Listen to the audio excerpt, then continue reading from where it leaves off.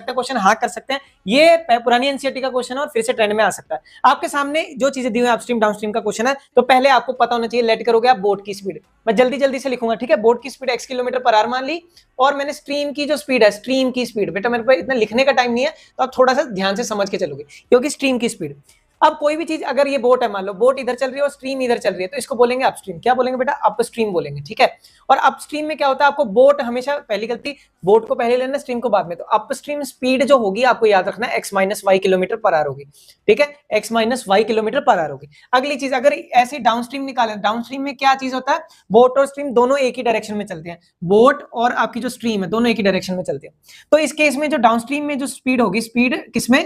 Downstream में, ठीक है। तो वो बेटा आपकी कितनी होगी? हमेशा x प्लस वाई होगी। क्या होगी? x plus Y.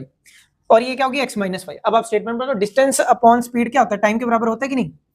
कह रहे हैं आने का, अपस्ट्रीम का डिस्टेंस दिया 16 किलोमीटर। कितना दिया? 16 किलोमीटर। डिस्टेंस अपॉन स्पीड कितनी है? x माइनस वाई, ठीक है। प्लस कह रहा है डाउनस्ट्रीम चल रहा है 24, डाउनस्ट्रीम कितना चल रहा है? 24, उसकी स्पीड कितनी है? x plus Y.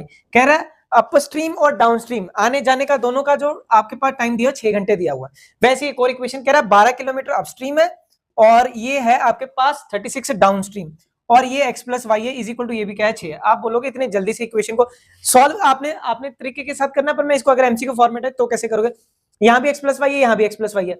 एक ऐसा नंबर चुनो जो 24 और 36 दोनों से डिवाइड हो जाए। तो मेरे को दिख रहा है 12, ठीक है। 12 3 पे 36 हो जाता है, और अगर यहाँ पे 12 पुट करूं तो यहाँ पे 12 2 पे हो जाएगा, ठीक है। अब फिर 12 और 16 से डिवाइड कर, यहाँ पे मैं 4 कर दूं तो 4 3 जा 12 हो जाएगा। यहाँ पे अगर मैं फिर से 4 करूंगा, 4 4 जा 16। तो ये क्या क्रॉस चेक करके बनना, 4 और 2 क्या हो रहा है? 6। ये सेटिस्फाई कर रहा है। अब यहाँ पे मेरे पास क्या, 3 और 3 क्या 6 है। अब आप जब सॉल्व करोगे ना, आपको ये चीज, मेरी बात समझ आएगी। तो x माइनस वाई मेरे पास किसके बराबर आ रहा है? 4 के बराबर आ रहा है। और x प्लस वाई मेरे पास किसके बराबर आ रहा है? 12 के।